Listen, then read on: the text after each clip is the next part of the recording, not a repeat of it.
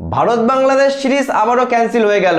2025 সালের পর 2026 সালেও ভারত বাংলাদেশ সিরিজ নিয়ে অনেক চর্চা হচ্ছিল। ভারতীয় দল বাংলাদেশে যাবে খেলা করতে, সেখানে 3 ম্যাচ টি-20, 3 ম্যাচ ওয়ানডে সিরিজ খেলবে।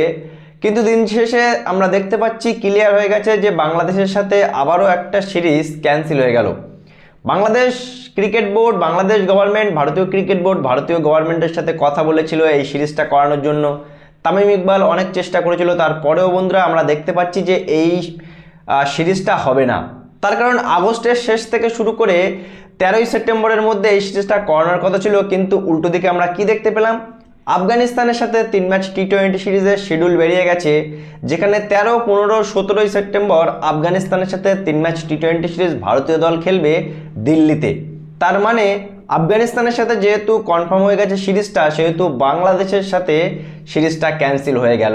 এখন অনেকেই বলছে যে 2026 সালে টি-20 বিশ্বকাপ খেলতে বাংলাদেশ দল ভারতে আসেনি বলে ভারতীয় দলও বাংলাদেশ যাবে না খেলতে, এটাই নাকি মেন কারণ। দেখো, এই কারণটা সত্য হতে পারে। তার কারণ টি-20 বিশ্বকাপের সময় কিন্তু অনেক নাটক হয়েছিল। প্রথমে মোস্তাফিজুর রহমানকে আইপিএলের কলকাতা নাইট রাইডার্স প্রায় 9.5 কোটি টাকার উপরে দিয়ে কিনেছিল, মোস্তাফিজুর রহমানকে বাদ দিয়ে দিল।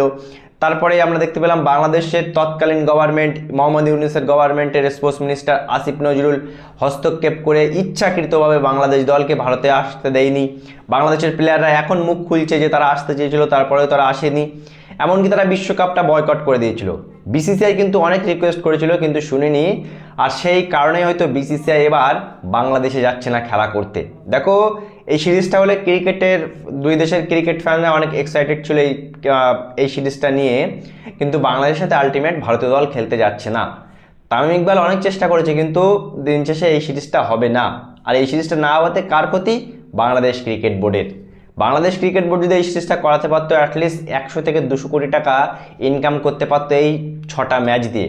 কিন্তু আলটিমেট এই ম্যাচটাও ক্যান্সেল হয়ে গেল। 2025 সালেও এই সিরিজটা হওয়ার কথা ছিল, কিন্তু এই সিরিজটা হচ্ছে না, ভারতীয় দল বাংলাদেশ যাবে না। কিন্তু একটা প্রশ্ন, যে কিছুদিন পরে ফুটবলের সাব টুর্নামেন্ট বাংলাদেশে হবে নভেম্বরে, সেখানে তো ভারতীয় দল যাবে।